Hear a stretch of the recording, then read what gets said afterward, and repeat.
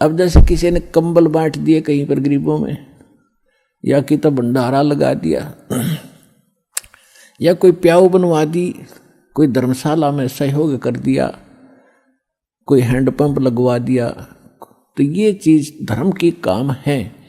लेकिन गुरु बिन यानी गुरु बनाए बिना हम जो भी पुण्य करते हैं वो व्यर्थ बताया।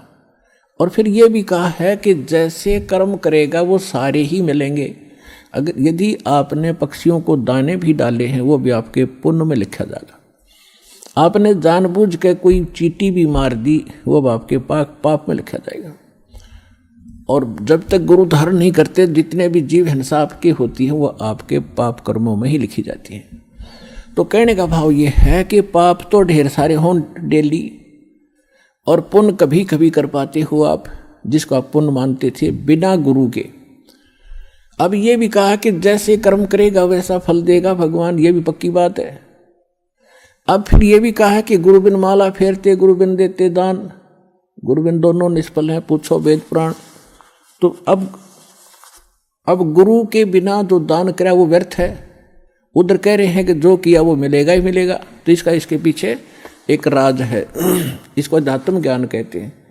अब जैसे किसी ने खूब दान किए हैं, भंडारे लगाए हैं और कंबल बांटे हैं, कितने प्याऊ बनवा दी है, पक्षियों को दाने भी डाले हैं, तो अगले जन्म में गुरु ना बनाने से उसको मनुष्य जीवन नहीं मिलेगा।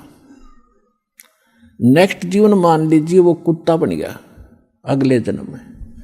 और कुत्ता बनकर आप देखते हो आजकल एक कुत्ते के लिए कितनी फैसिलिटीज दी जाती हैं उस सेठ साहूकार के द्वारा जो कुत्ते को पालता है। अलग से उसका रूम होता है, कमरा, और उसमें एसी लगे हैं, कूलर भी लगा, पहले कूलर लगाते थे, आजकल एसी लगाए जाते हैं उनके लिए।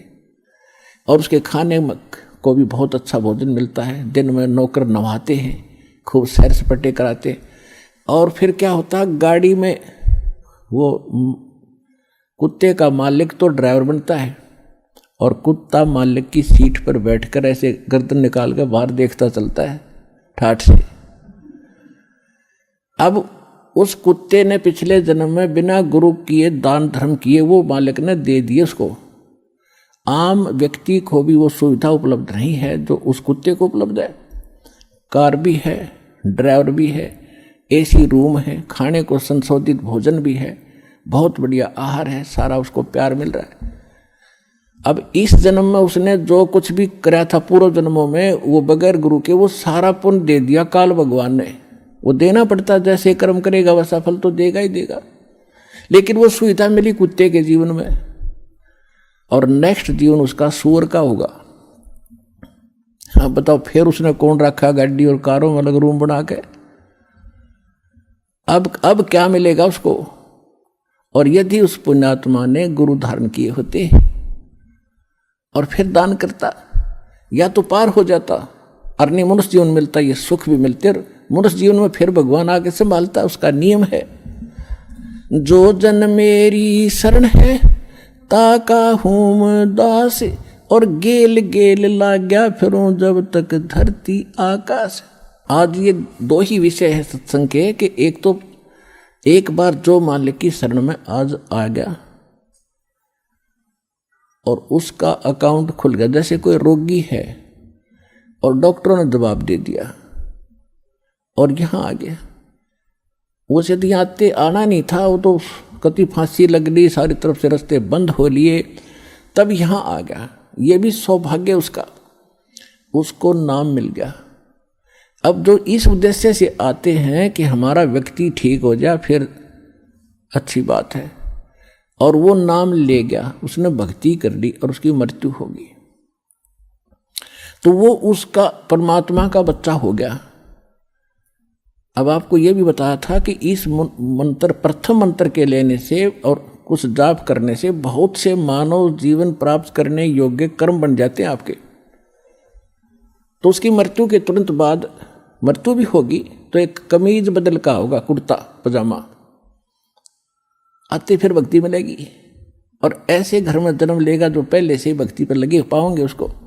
तो हम तो अपने स्वार्थ को काउंट करते हैं कि ये और जीवन धंधा करे कमावे, और यदि जब इसका कोई इलाज नहीं होता, कितना प्यारा बेटा हो बेटी हो और वो रोगी हो जाती है, ट्रीटमेंट करा के हम थक लेते हैं, तब आप ही कहते हैं भगवान इसकी माटी संगवा ले।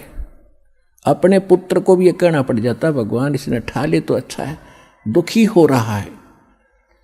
अब जब तो भगवान ठावा नहीं हो तो काल ठावेगा बगैर नाम के तय, नाम लेकर जब ठा भी लिया तो भगवान ने ठावेगा फिर उसने, और फिर दोबारा जन्म देगा मनुष्य का। तो पिछले सारे पाप नाश करके उसको नए सिरे से भक्ति प्रारंभ करके उसके 2 जन्म में पारे कर देगा परमात्मा। तो कितना बड़ा पुण्य है, कितना बड़ा बेनिफिट आपको प्राप्त हुआ। दूसरी बात यह है कि यहाँ आने वाला चाहे कति सब जगह से हार चुका हो और सच्चे समर्पित भाव से, क्योंकि परमात्मा आत्मा का साथी है, इस मन का साथी नहीं है।